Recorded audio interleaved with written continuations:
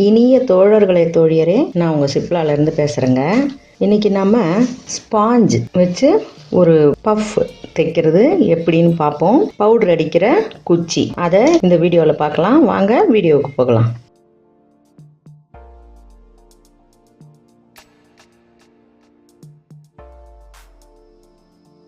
இந்த மாதிரி உங்களுக்கு ஸ்பாஞ்சஸ் புதிய துணிகள் எடுக்கும் பொழுது, புடவைகள், காட்டன் புடவைகள்லையும் ஆண்களுக்கான ஷர்ட்டுகள் எடுக்கும் பொழுதும் இந்த மாதிரி உள்ளே இருக்கும் இல்லையா, அதை நீங்கள் பயன்படுத்தி அந்த குச்சி, பவுடர் குச்சி தைக்கலாம்.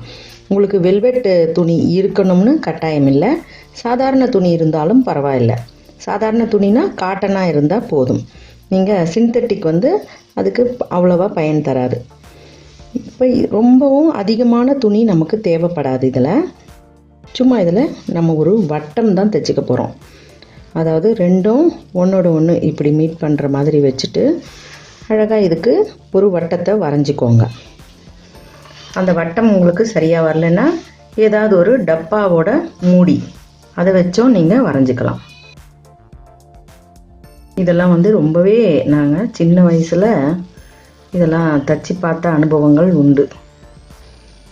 இன்றைய தலைமுறைக்கும் கொஞ்சம் இதெல்லாம் தெரியணுன்றதுக்காக இதெல்லாம் நான் சொல்லித்தரேன், வேறு ஒன்றும் இல்லை. இப்போ இந்த வட்டத்தை நம்ம கொஞ்சம் இடைவெளி மட்டும் நம்ம உள்ள இந்த ஸ்பாஞ்சுக்கும் எல்லாத்துக்கும் சேர்ந்த மாதிரி கொஞ்சம் இடம் விட்டுட்டு, அதுக்கு பிறகு தான் அந்த உள்ள திருப்பணும் இல்லையா, நம்ம இப்படி கைவிட்டு திருப்புற அளவுக்கு கொஞ்சம் இடம் வச்சுக்கோங்க. இப்போ உங்களுக்கு ஸ்பாஞ்சை இதுலேயே கூட வச்சும் தைச்சிடலாம். அதுவும் இன்னும் எளிமையான விஷயந்தான். உங்களுக்கு இல்லைன்னா துண்டு துண்டாக நறுக்கியும் அதுக்குள்ளே நீங்கள் ஸ்டஃப் பண்ணலாம். ரெண்டுமே ரொம்ப எளிய வழிமுறை தான். இப்போ நீங்கள் இதில் வச்சு தைக்கும் பொழுது உங்களுக்கு திருப்புறது கொஞ்சம் சிரமமாக இருக்கும். அதனால் இதை துண்டு துண்டாக நீங்கள் கட் பண்ணி அதுக்குள்ளே அடைச்சி இது பண்ணலாம்.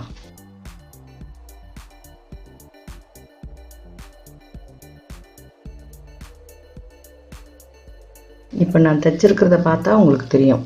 நான் அப்படியே தையலை ஓரம் கொண்டு வராமல் இடையிலே எங்கே தேவையோ அந்த கோடுலேயே நிறுத்திட்டு வெளியே எடுத்து கட் பண்ணியிருக்கேன்.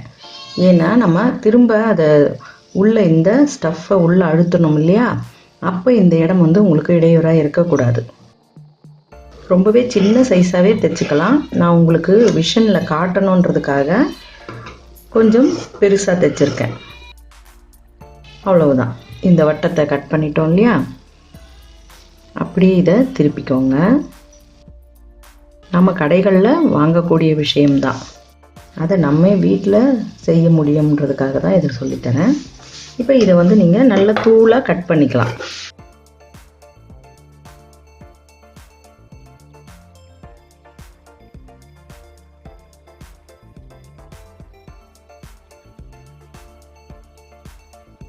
இது எல்லாத்தையுமே அப்படியே உள்ள நம்ம அழுத்திடலாம்.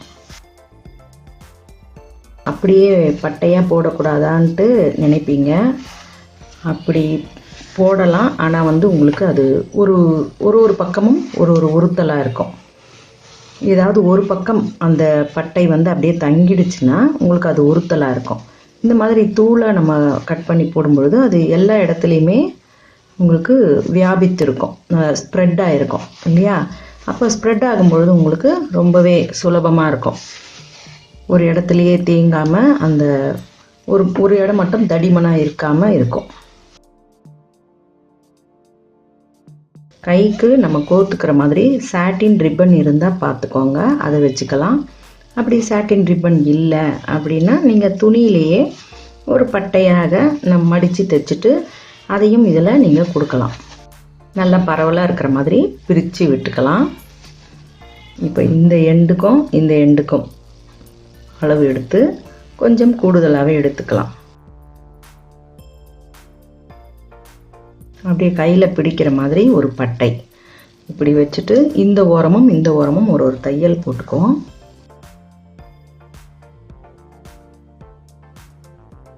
இப்போ நம்ம இந்த ஒரு ஓரம் நம்ம ஓப்பன் இருக்கிற பக்கத்தில் இப்படி நீங்கள் கீழே இந்த ஒரு பாகத்தையும் மடித்து தைச்சிட்டு இந்த பாகத்தையும் மடித்து தைச்சிட்டு அதுக்கு மேலேயும் இப்படி ஒன்று மேலே ஒன்று வச்சும் தைக்கலாம்.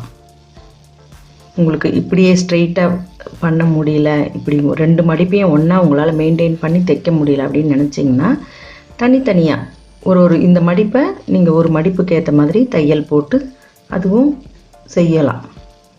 இப்போ நான் இதுக்குள்ளே இப்படி வச்சுட்டு ஒரு மடிப்பை இப்படி வச்சு தைக்கிறேன் பாருங்கள்.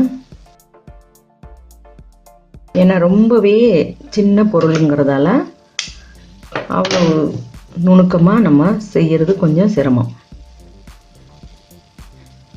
இப்போ இன்னொரு பக்கமும் அதே மாதிரியே மடித்து தைச்சிட்டு இப்போ இந்த 2 பக்கமும் மடித்து தைச்சிருக்கோம் பாருங்கள். ஈஸியாக அந்த ஓப்பனை மூட முடியும்.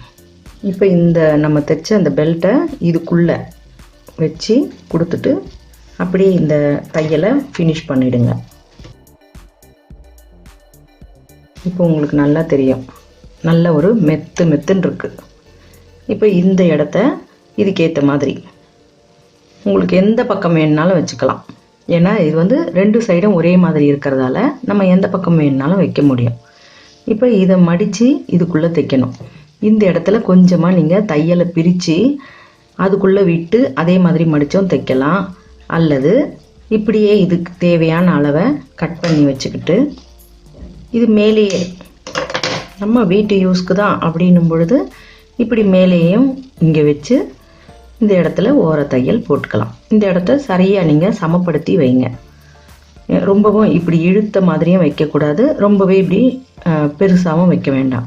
நல்ல சமமாக அதுக்கு மேலே அழகாக படிஞ்ச மாதிரி வச்சுட்டு இந்த எட்ஜு அந்த தையல் இருக்குது இல்லைங்களா, அது மேலே இப்படி மடித்து வச்சு இங்கே ஒரு தையல் போட்டுக்கோங்க. நல்லா தையலை ஒரு 2 முறை ஒட்டிக்கோங்க.